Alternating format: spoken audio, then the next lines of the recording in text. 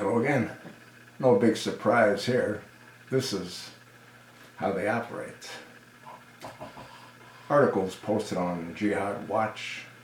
Islamic jihadist disguised as journalist stabs IDF soldier. It starts off, and again written by Robert Spencer, dated October the 17th.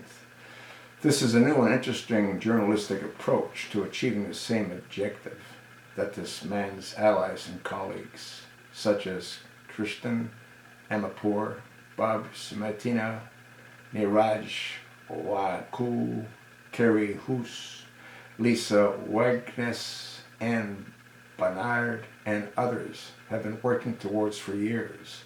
This fellow is just more upfront about it. Quote, a terrorist wearing the yellow garb of a photojournalist stabbed an IDF soldier on Friday at the Hazit checkpoint near Hebron.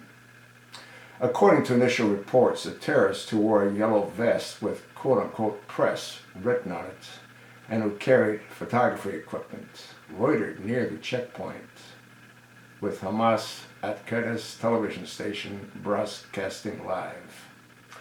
The deputy commander of the IDF's Judea Samaria Brigade and the battalion commander of Tasbar Battalion of Givati were touring the area, scanning for terror activity. They're following Hamas's declaration of, quote, day of rage, end quote. When the two left their vehicle, the terrorist pulled a knife, dropped his props, and ran for a soldier who was part of the two commanders' entourage, stabbing him. The terrorist was shot dead immediately by a senior officer at the site. The soldier, a 20-year-old man, was evacuated for medical treatment to Sharia Tazit Hospital in Jerusalem by Magen David Odam MDA medics at the scene and is reportedly in moderate condition.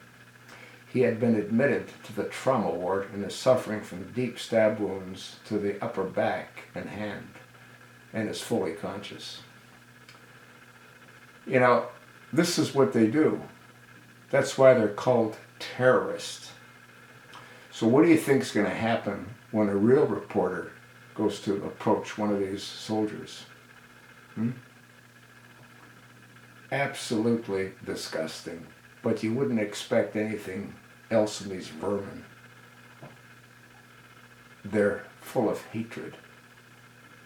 And there's only one way to deal with vermin that's full of hatred, and that's to exterminate them. But then you've got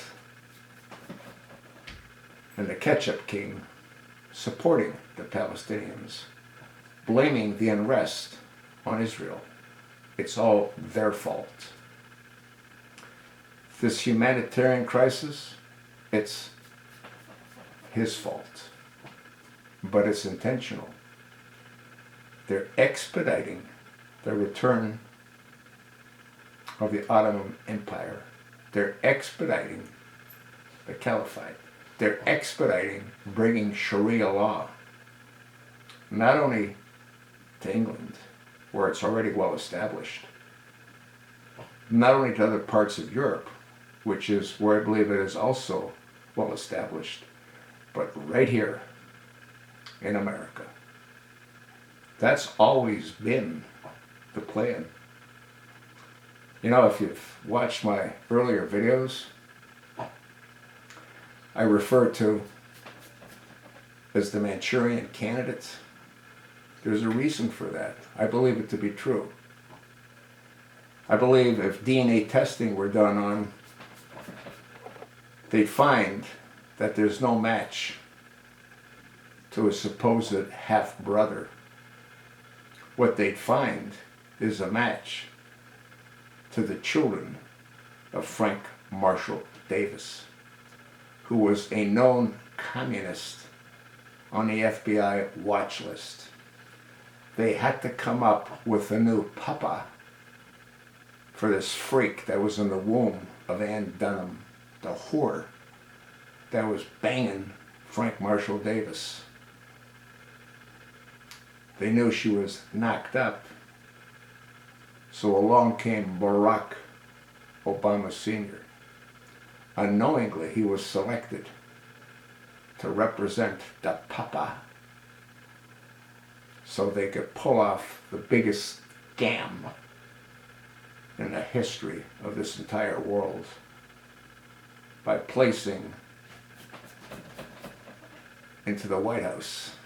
And to further the disgust, he's there with his transsexual, transgender Michael, who one of the publications called one of the most beautiful women in America. How sickening is that? How insulting is that to other women? But that's a different story. This insanity isn't going to end. It's only going to get a hell of a lot worse. They've accelerated the timeline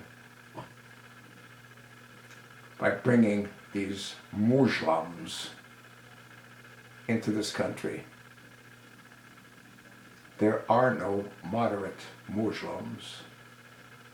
There are just those that are waiting for the extremists to take total control.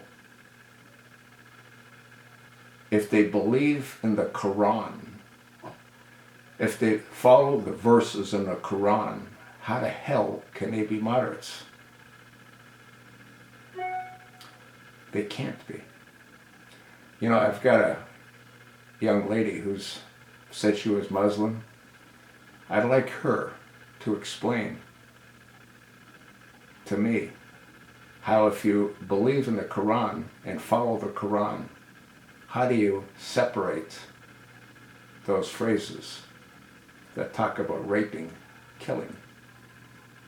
You know, they say that they execute homosexuals, but many of them are homosexuals. The Prophet was a homosexual. The whole thing is totally insane. It's a cult designed to please men. Not a whole lot different than how the Mormon cult started out. The same way. Have as many wives as you want. What man wouldn't enjoy having multiple wives? If they were honest, most men would. Just for the different sexual experiences. Give men what they want, and they will follow. And the Quran gives them everything. Have sex with little girls. Marry a baby. They just had a new fatwa by one of these crazy imams. Marry a 1-year-old. They're sick. They're mentally ill. You know, you can't question an imam. Whatever he says is law. How many of them are mentally imbalanced? I guess to say probably most, if not all. Let me retract that. They're all mentally imbalanced. They have to be, to preach the garbage that they preach. All religions are designed to prevent anarchy by bringing groups together with the same mindset. Islam is evil. Islam is a cult. You know, I said that Mormons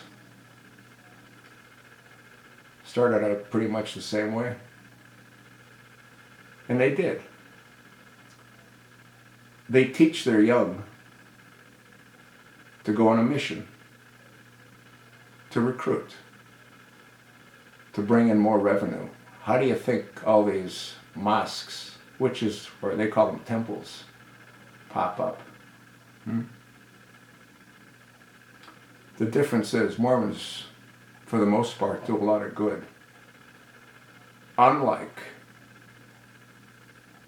Muslims. I gotta believe this particular video is gonna get a lot of people upset, especially the Mormons.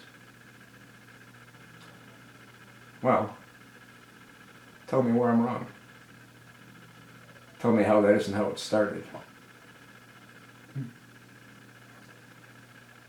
You can't, can you?